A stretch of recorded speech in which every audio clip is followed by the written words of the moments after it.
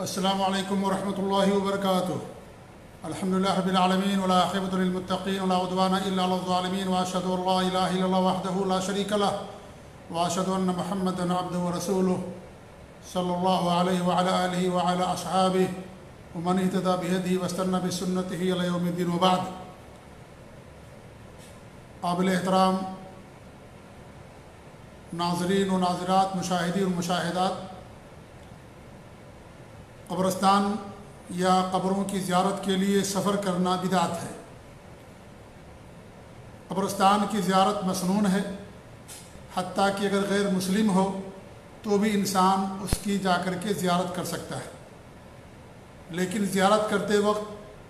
جو قبرستان کی زیارت کی دعا آتی ہے، اہل ایمان کے لیے وہ دعا نہیں پڑھی جائے گی، کیونکہ قبر کی زیارت کا مقصد موت اور آخرت کی یاد ہے، اور موت ہر ایک کو لاحق ہوتی ہے، مسلمان ہو یا غیر مسلمان، اور ہر ایک کی قبر سے یہ چیز انسان کو حاصل ہوتی ہے۔ اس لیے غیر مسلموں کی قبرستان کی زیارت بھی انسان کر سکتا ہے، لیکن وہاں جا کر کے جو قبرستان کی زیارت کی دعا آتی ہے وہ دعا نہیں پڑھی جائے گی۔ صرف موت کی یاد کے لیے، آخرت کی یاد کے لیے انسان وہاں جا سکتا ہے، لیکن قبرستان کی زیارت کے لیے سفر کرنا، اس کی تیاری کرنا، یہ دین کے اندر بدعت ہے، یہ حرام ہے۔ ہاں، انسان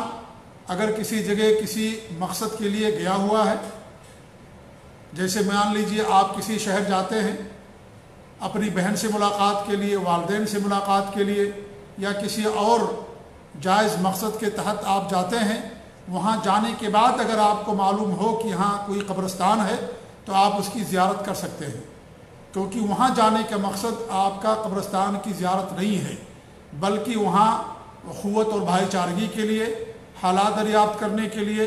کسی اپنے کام کی غرض سے آپ وہاں گئے، اور وہاں جانے کے بعد معلوم ہوا تو آپ وہاں کی قبر یا قبرستان کی زیارت کر سکتے ہیں۔ لیکن اس کے لیے اپنے گھر سے دور دراز جگہوں سے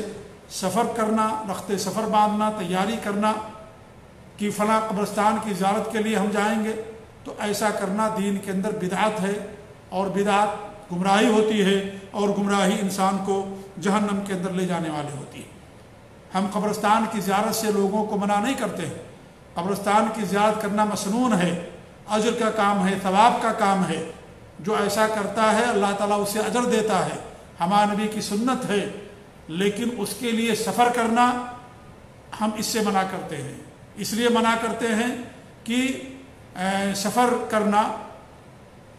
یہ اس کے لیے جائز نہیں ہے۔ صحیح بخاری مسلم کی روایت ہے کہ لا تشد الرحال الا الى ثلاث مساجد، صرف 3 مسجدوں کی طرف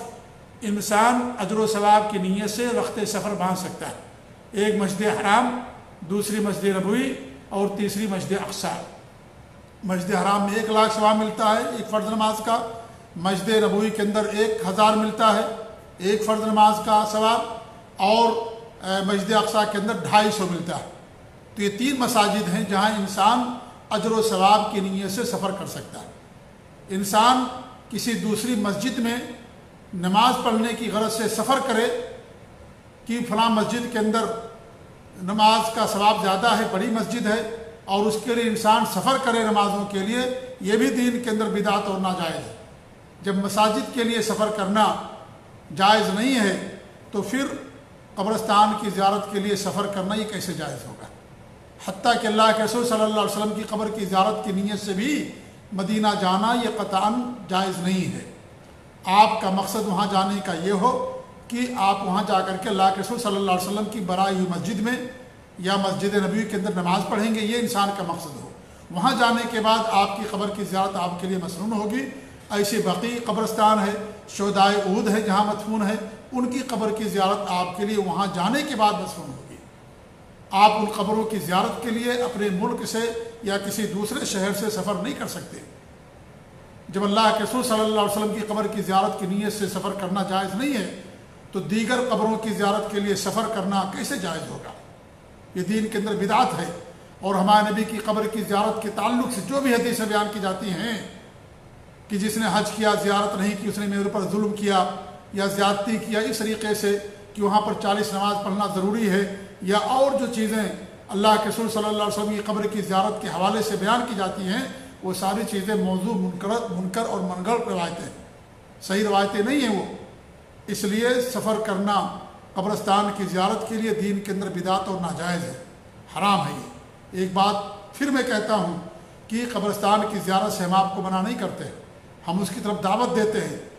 ہمارے نبی نے باقاعدہ سب جو ہے اس کے لیے قبرستان کی زیارت کی، کیا نام ہے، بقیع کی قبرستان کی آپ نے زیارت کی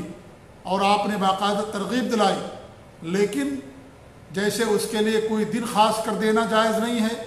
یا سال میں ایک مرتبہ یا کسی دن کو آپ مخصوص کر دیں اور جا کر کے اسی وقت قبرستان کی زیارت کرنے چیز جائز نہیں ہے، ایسے ہی قبرستان کی زیارت کے لیے رخت سفر باندھنا یہ بھی جائز نہیں ہے، یہ بھی دین کے اندر ایک نئی چیز اور بدعت ہے۔ بڑا افسوس ہوتا ہے کہ ہمارے بہت سارے لوگ جو انڈیا پاکستان سے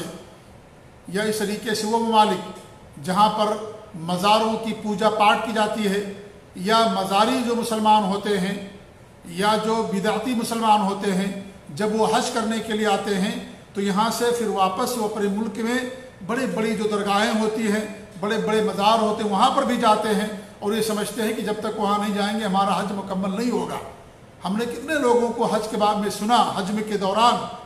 ہم نے ان کو نصیحت بھی کی، وہ کہتے تھے کہ حج کرنے کے بعد ہم اجمیر جائیں گے اور وہاں جا کر کے حاضری دیں گے، اور وہ سمجھتے ہیں کہ وہاں جانے کے بعد ہی حج مکمل ہوتا۔ نعوذ باللہ من ذالک۔ کیا صحابہ کرام آئے تھے حج کرنے کے بعد اجمیر؟ کیا ائمہ کرام آئے تھے؟ محدثین آئے تھے؟ حتیٰ کہ اللہ کے رسول صلی اللہ علیہ وسلم کے شہر مدینہ بھی نہیں گئے مکہ کے مسلمان حج کرنے کے بعد۔ مکہ کے مسلمان حج کرنے کے بعد یا طائف کے یا دیگر شہروں کے جو مسلمان جو صحابہ ہمارے نبی کے ساتھ حج کرنے کے لیے آئے، حج کر کے اپنے اپنے شہر واپس چلے گئے، اپنے اپنے گھر واپس چلے گئے، لیکن کوئی مدینہ نہیں آیا۔ تو جب مدینہ جانا ضروری نہیں حج کے لیے، عمرہ کے لیے، تو حج کرنے کے بعد اجمیر، لاہور یا اس طریقے جو درگاہیں اور جو مزاریں ہمارے ملکوں کے اندر بنائے گئے ہیں، اور جو جہاں غیر اللہ کی بات ہوتی ہے وہاں طواف ہوتا، سجدے ہوتے ہیں، نذرانے پیش کیے جاتے ہیں، چڑھاوے چڑھائے جاتے ہیں اور باقاعدہ ان کی صفائیاں کی جاتی ہیں، اور نہ جانے کیا کیا غلط اور شرکیہ اور بدعی اعمال کیے جاتے ہیں، ان کی زیارت کرنا کیسے انسان کے لیے جائز ہوگا؟ بڑے افسوس کی بات ہے یہ، جو آج ہمارے ملکوں کے اندر اس طریقے سے جائز ہے۔ تو میرے بھائیوں، یہ قبرستان کی زیارت کے لیے کسی دوسرے شہر کے لیے جانا اور سفر کرنا یہ قطعاً ہمارے لیے جائز نہیں ہے، یہ دین کے اندر بدعت ہے اور بدعت گمراہی ہوتی ہے، ایسا کرنا قطعاً جائز نہیں ہے۔ آپ زیارت کر سکتے ہیں قبرستان کی جو آپ کے آس پاس ہے، اس کے لیے سفر کرنا قطعاً جائز نہیں ہے۔ ابھی آپ نے اس سے پہلے سنا ہوگا ایک اور چیز کہ اورنگ آباد یا کسی شہر کے اندر باقاعدہ ایک تبلیغی اجتماع ہوا تھا، اور جو آخری دن تھا اس دن دعا کے لیے لوگ دور دراز کا سفر طے کر کے لوگ وہاں گئے تھے، دعا کرنے کے لیے وہاں گئے تھے۔ میرے بھائیو، یہ بھی بدعت ہے دین کے اندر۔ دعا آپ کہیں سے بھی کر سکتے ہیں، دعا آپ کہیں سے بھی کر سکتے ہیں، اس کے لیے سفر طے کرنا اور اس کے لیے کسی شہر جانا دعا کی غرض سے یہ قطعاً جائز نہیں ہے۔ دعا کے لیے سفر نہیں کیا جاتا ہے،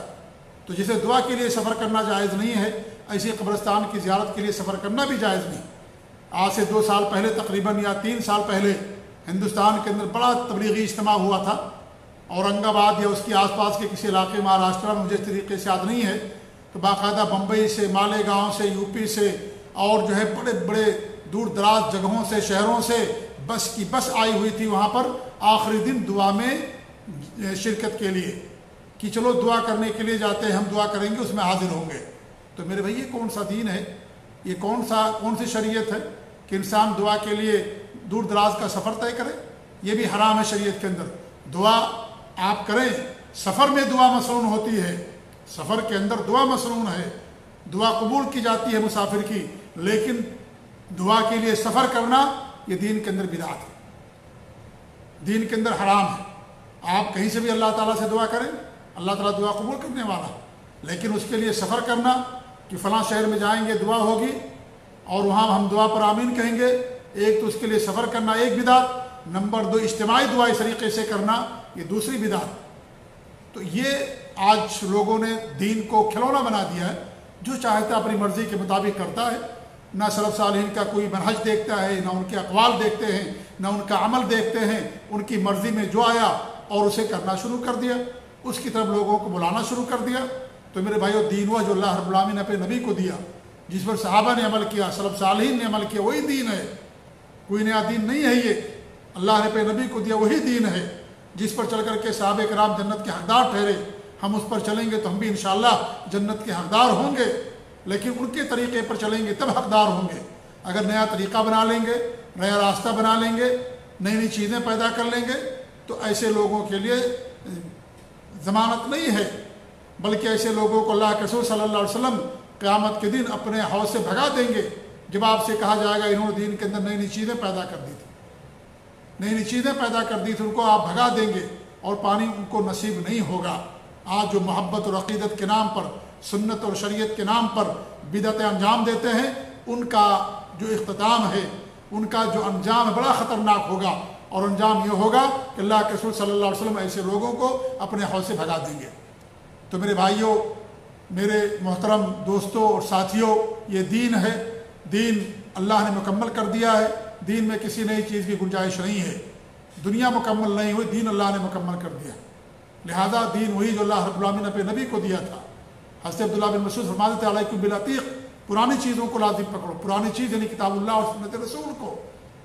اللہ کی کتاب قرآن مجید موجود ہے، اللہ کے رسول کی سنت موجود ہے، ان کو لازم پکڑو اور ان کو سلف صالحین کے فہم اور عقیدے کے مطابق، منہج کے مطابق سمجھو، اس پر عمل کرو، اسی میں تمہارے لیے نجات ہے، اسی میں تمہارے لیے نجات ہے۔ انہوں نے ہمارے لیے کچھ نہیں چھوڑا، کوئی ایسی چیز نہیں ہے عبادت اور اجر اور ثواب کا کام جو انہوں نے نہ کیا ہو، لہذا یہ ساری چیزیں بدعت ہیں۔ رخت سفر باندھنا، دور دراز جگہوں سے کسی قبرستان کے لیے، زیارت کے لیے جانا، یہ قطعاً دین کے اندر ایسا کرنا جائز نہیں ہے۔ اللہ رب العالمین ہم لوگوں کو ہر طرح کی بدعات سے محفوظ رکھے، آمین۔ وصلی اللہ علی نبینا محمد وعلی آلہ وصحبہ اجمعین، وجزاکم اللہ خیر، والسلام علیکم ورحمۃ اللہ وبرکاتہ۔